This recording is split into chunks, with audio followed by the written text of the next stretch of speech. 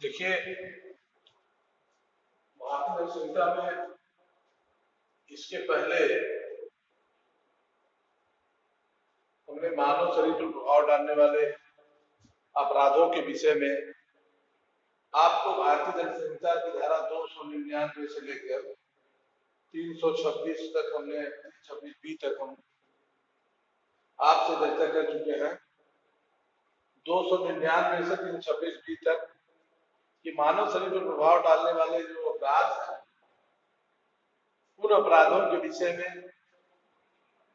भारतीय दंड संहिता में जो बंद बताए गए हैं, भारतीय दंड संहिता में जो दंड बताई गई है, कौन सा अपराध किस कैटेगरी में होगा, इन सारे चीजों का डिस्कशन हमने आपको इस पेपर के माध्यम से किया है। आज हम पुनः आपको एक बार 5 मिनट के लिए पुनः आपको इसको थोड़ा सा समराइज कर देते हैं। देखिए, भारतीय दंड संहिता इंडियन पेनल कोड का जो चैप्टर 16 है, मानव शरीर पर प्रभाव डालने वाले अपराधों के विषय में व्याख्या करता है। इसमें जो मानव शरीर पर प्रभाव डालने वाले अपराध हैं, सबसे छोटे अपराध, देखिए अपराध का जो अपराध होता है मानव शरीर पर करने वाला, तो इसके लिए कोई व्यक्ति अपराध क्या है, क्राइम क्या है? अपराध वह है जो कि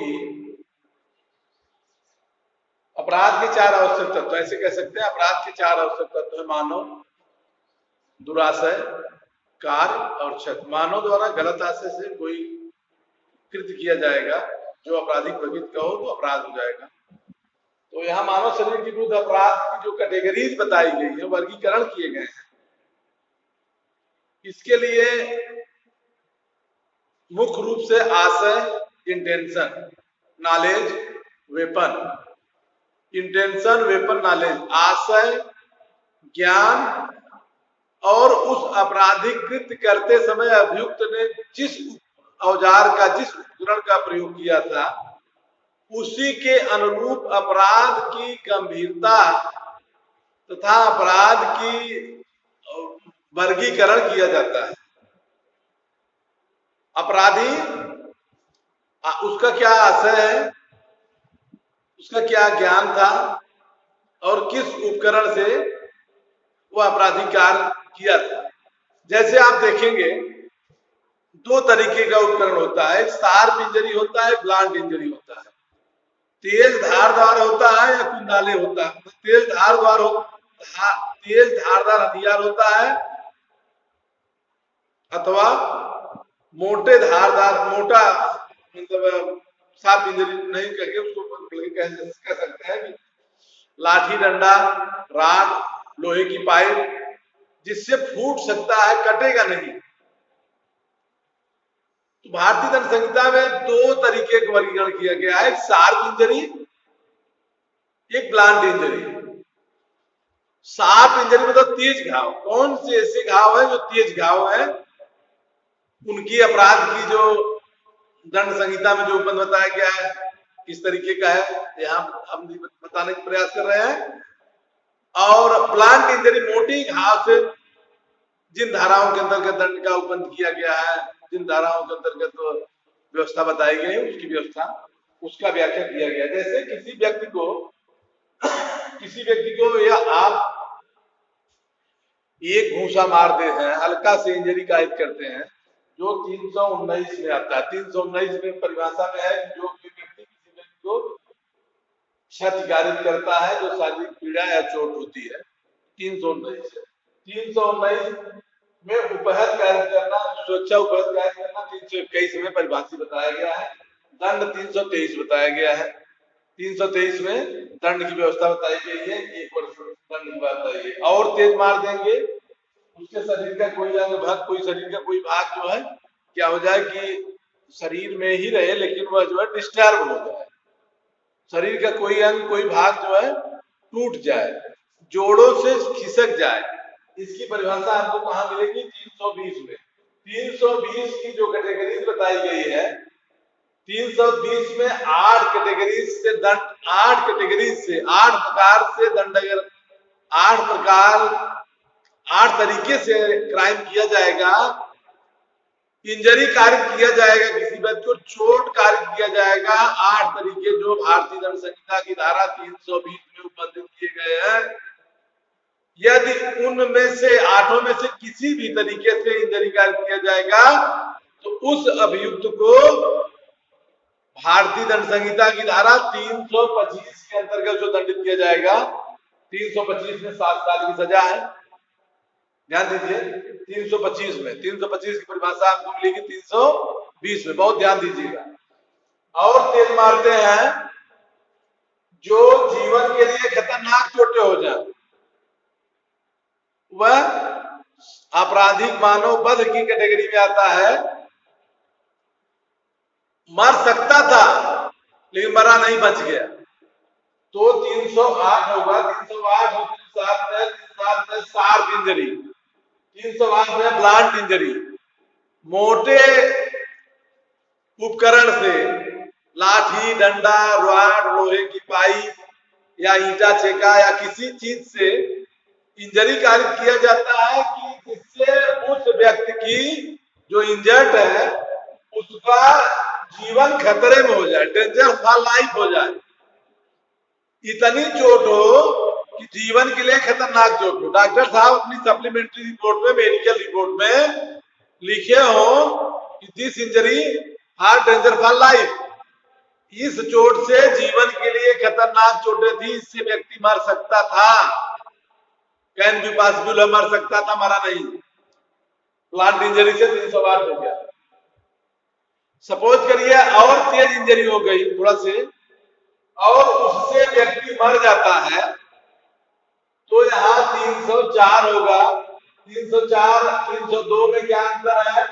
इसमें भारतीय दंड संहिता की धारा 299 में कहा गया है, जो कोई व्यक्ति किसी व्यक्ति की मृत्यु कारित करने के आशय से या ऐसी शारीरिक क्षति कारित करने के आशय से जिससे मृत्यु कारित होना संभव है, कोई क्षति कारित करके, कोई इंजरी कारित करके मृत्यु कारित करता है तो आपराधिक मानव वध का दोषी होगा। कल्पेबल होमिसाइड, आपराधिक मानव वध का दोषी होगा। ध्यान दीजिए, यहाँ पर 299 की जो परिभाषा है, भारतीय दंड संहिता की धारा 304 में जो दंड का उपबंध है वो कहता है आजीवन कारावास का दंड की व्यवस्था है। यहाँ 7 साल की सजा है, 308 में 7 साल सजा है, यहाँ पर 304 में आजीवन कारावास की सजा है।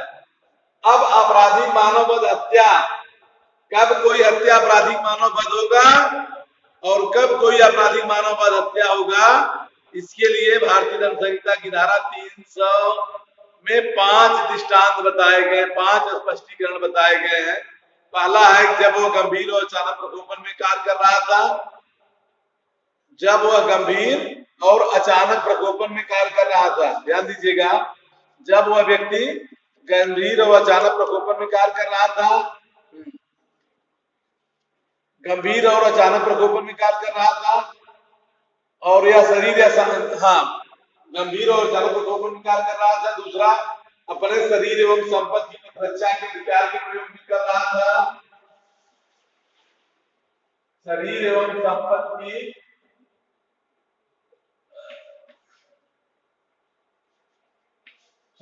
संपत्ति प्रतिरक्षा के अधिकार के प्रयोग में कार्य कर रहा था। तीसरा है आपराधिक मानव वध का हत्या नहीं है, जब लोक सेवक अपने पद कर्तव्य के निर्वहन में कार्य कर रहा था तो आपराधिक मानव वध हत्या नहीं होगा। मतलब वो आपराधिक मानव, कब कोई हत्या आपराधिक मानव वध हो जाएगा, कब कोई हत्या किसी की होगी तो हत्या 302 के दंडित न करके 304 में दिया जाएगा। कब? जब वह हत्यारा गंभीर और अचानक प्रकोपन में कार्य किया हो। दूसरा,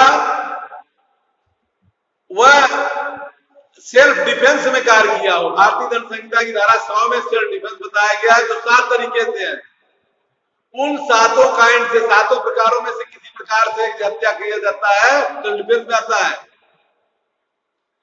तीसरा है कि जब वह लोक न्यास पब्लिक मतलब लोक सेवक हो, पब्लिक सर्वेंट, लोक सेवक अपने पति कर्तव्य के निर्वहन में कार्य कर रहा था और अपने पति कर्तव्य के निर्वहन के दौरान अपनी क्षमता, अपनी ड्यूटी, अपने पावर के दौरान यदि हत्या होती है तो आपराधिक मानव वध होगा, हत्या नहीं होगा।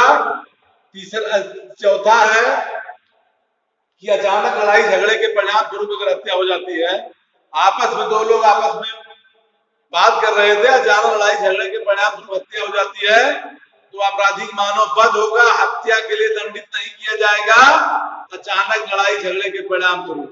ध्यान दीजिएगा। और पांचवा है कि मृत्यु सहन करने की दोनों ने अपनी सहमति दी थी, मृत्यु सहन करने की सहमति दी थी तो आपराधिक मानव वध होगा, हत्या नहीं होगा। इतनी चीजें तो आपने देखा इस आर्म्ड इंजरी के अंतर्गत है। अब शार्प इंजरी देखिए, किसी व्यक्ति को कोई व्यक्ति इंजरी कार्य करता है जो भारतीय दंड संहिता की धारा 320 में 8 प्रकार बताए गए हैं, उसमें से करता है स्वेच्छा घोर उपैद कार्य करता है, 322 में लिखा गया है। 324 में है कोई जो है खतरनाक आयुधों या साधनों द्वारा स्वेच्छा से घोर उपैद कार्य किया जाता है। खतरनाक आयुध या साधन क्या होंगे? तलवार, तेज धार, जैसे कह सकते हैं शार्प इंजरी, मतलब dangerous weapon means sharp injury, तेज धार से जिससे चोट लग जाए तो शार्प इंजरी वाला आता है। यहाँ पर 324 होगा। 324 में है चाकू, तलवार, छुरा, लोहे, मतलब जो भी है जो तेज घाव से, मतलब जिससे तेज घाव हो, सटीक तेज घाव, शार्प इंजरी हो, कट जाए, उससे इंजरी कार्य करता है 324 का। उससे थोड़ा से और तेज करता है जो अंग भंग हो जाए, शरीर का कोई भाग अंग भंग हो जाए, 326 होगा। जैसा कि आप रामचरितमानस के पीछे चलिए तो रामचरितमानस में देखिए लक्ष्मण जी ने सिंधुआ का नाक काट दिया था। अगर उस समय भारतीय दंड, उस समय का कानून का राज उस समय होता, जैसे आज भारतीय दंड संहिता का उपन्यास किया गया है, तो लक्ष्मण जी को 326 के अंतर्गत दोषी किया जाता, जीवन कारावास अथवा 10 ईयर से कम की सजा नहीं होगी। लेकिन वैसे भी उनको 14 साल सजा थी, मान लीजिए, तो अलग बात है। मतलब मैं ये कहने का प्रयास, आपको बताने का प्रयास ये कर रहा हूँ, भारतीय दंड संहिता धारा 326 में है किसी व्यक्ति का अंग भंग किया जाएगा तो उसको 10 साल से कम सजा नहीं दिया जाएगा। शार्प इंजरी से इंजरी क्या करते हैं, नाक कट जाए, कान कट जाए, हाथ कट जाए। लक्ष्मण जी ने क्या करा था? सिर्फ उनका नाक काट लिया था। 326 क्या भारतीय दंड संहिता 326 में जो बंधित प्रावधान, उस प्रावधान के अंतर्गत वो दोषी माना जाएगा। 326 ए में है एसिड अटैक। कोई एसिड अटैक करता है, कैसे एसिड अटैक करता है? तो शरीर को विद्रूपित करने के लिए, कुरूपित करने के लिए, उस शरीर को कुरूपित करने के लिए कि वह कुरूपित हो जाए, एसिड फेंकता है। तो यहाँ पर अब 10 साल से कम की सजा नहीं होगी, अब आजीवन कारावास हो सकता है, 10 साल से कम की सजा नहीं होगी। ये आ गया है कि संशोधन आया है 2013 में, 2013 में दंड संहिता में संशोधन हुआ, उसी के तहत जो है ये आ गया है 2013 में संशोधन का। ठीक। 326 बी में है कि एसिड अटैक करने का प्रयास करता है, एसिड फेंकने का प्रयास करता है, एसिड नहीं फेंक पाता है, प्रयास करता है, मात्र प्रयास ही है, तभी उसको 5 साल की सजा का प्रावधान है 326 बी में। 326 ए और 326 ए बी भारतीय दंड संहिता की धारा 326 में संशोधन करके यह जो है कि एसिड अटैक और एसिड अटैक के परिणाम पर जो है कि 2013 में दंड विधान संशोधन अधिनियम 2013 के द्वारा लाया गया है। इसके बाद मान लीजिए 326 में है कि अंग भंग कर दिया तेज घाव से और तेज मार दिया, वह जीवन के लिए खतरनाक चोटें होंगे, मर सकता था। अटेम्प्ट टू मर्डर, हत्या करने का प्रयास। 307 में हत्या करने का प्रयास है, 308 में आपराधिक मानव वध करने का प्रयास है। ध्यान दीजिएगा, 307 में हत्या करने का प्रयास है, 308 में आपराधिक मानव वध करने का प्रयास। राम ने रावण का वध किया, हत्या नहीं किया। वध से मतलब विधिपूर्ण कार्य करते हुए हो जाए या ऐसी परिस्थितियों में हो जाए जो भारतीय दंड संहिता की धारा 300 में 5 प्रकार से दिए गए हैं, तो आपराधिक मानव वध होगा, हत्या नहीं होगा। यहाँ इंटेंशन, वेपन, नॉलेज। अब यहाँ आपराधिक मानव वध हत्या में क्या क्या अंतर, कैसे अंतर आप पा रहे हैं? जैसे इंटेंशन से, वेपन से, नॉलेज से। यदि किसी को लोहे की राड से, लाठी से या ऐसे यंत्रों से इंजरी कैद किया जाएगा जिससे मरने की संभावना है लेकिन मरता नहीं है। लेकिन अगर रिवाल्वर से, कट्टे से, तलवार से, कुल्हाड़ी से, फावड़ा वगैरह से अगर किसी के ऊपर हमला किया जाएगा तो उससे मरने की संभावना प्रबल होगी, इसलिए वो हत्या करने का प्रयास होगा। और इधर जो है मोटी इंजरी से, मोटे घाव, मोटे मतलब औजारों से इंजरी कैद किया जा रहा है, तो आपराधिक मानव वध करने का प्रयास होगा, हत्या का नहीं। 307 में है शार्प इंजरी, 308 में ब्लंट इंजरी। और तेज मारते हैं तुरंत मर जाता है, 302 हो गया। 302 कैसे हो जाएगा? लोहे को उससे रिवाल्वर से फायर कर दिया, दाग दिया, जिससे कि मरने की संभावना एकदम फिक्स है, मर जाएगा। या तलवार ठोक दिया या कोई जहरीली चीज चोक दिया जिससे मरने की संभावना फिक्स है, तो हत्या हो जाएगी। हत्या की परिभाषा हमको 300 में जो दिए गए हैं उसी के परिप्रेक्ष्य में हमको देखना है। इस प्रकार से मानव शरीर पर प्रभाव डालने वाले अपराधों के विषय में आपको यहाँ 319, 320, 321, 322, 323, 326, 307, 308, 302, 304, 300, 299 चीजों को आप जान लीजिए जो 100 के परिप्रेक्ष्य है। भारतीय दंड संहिता धारा 100 सेक्शन 100 के परिप्रेक्ष्य में है जो 7 प्रकार बताए गए हैं। मरने की, जो मरने वाला अपराध है, देखिए किसी व्यक्ति को अगर हत्या कर देते हैं 302 हो जाएगा, मृत्यु दंड अथवा जीवन कारावास होगा। अगर अपराधी मानव वध कैटेगरी में आता है तो 304 हो जाएगा, जो आजीवन कारावास हो सकता है, बहुत होगा आजीवन कारावास में 10 साल सजा। और मतलब वैसे करते हैं, उतावलेपन में किसी की हत्या कर देते हैं, गाड़ी चला देते हैं, या तो नेग्लिजेंस, सावधानी पूर्वक नहीं है, रेसली काम करते हैं, नेग्लिजेंट तरीके से कार्य करते हैं, 304 में हो जाएगा, इसमें 1 साल सजा है। और तेज मारते हैं, मतलब ये नहीं, दहेज हत्या, किसी को दहेज हत्या होती है 304 भी होगा, जिसमें जो है कि 10 साल से कम सजा नहीं हो सकती है, विशेष परिस्थितियों को छोड़कर आजीवन कारावास होता है। यहाँ पर 304A, 304B, 302, 304 इतनी चीजों को आपको जो है मानव शरीर पर प्रभाव डालने वाले अपराधों के विषय में बताया गया है। अब ज्यादातर चीजें आप जो है कि इतना जान लीजिए। आपको भारतीय दंड संहिता की धारा 227 से हम शुरू करेंगे अवैध कार्य करने के लिए, मजबूर करने के लिए, स्वेच्छा से उन्हें प्रेरित करना। कभी कभी आप देखे हैं संपत्ति उद्यापित करने के लिए, अवैध कार्य करने के प्रयोजन से जो कोई इस प्रयोजन स्वेच्छा से अवैध कार्य करेगा, उसके हित में किसी व्यक्ति को कोई संपत्ति या मूल्यवान पदार्थ उद्यापित किए जाने, उद्यापित करने के लिए कोई बात करेगा, अवैध कार्य करेगा, जानबूझ के सुकृत लाने के लिए मजबूर करेगा, वो दोनों में से किसी बात 10 वर्ष कारावास सजा होगी। अगले दिन 327 से हम शुरू करेंगे। धन्यवाद, आप बहुत बहुत धन्यवाद।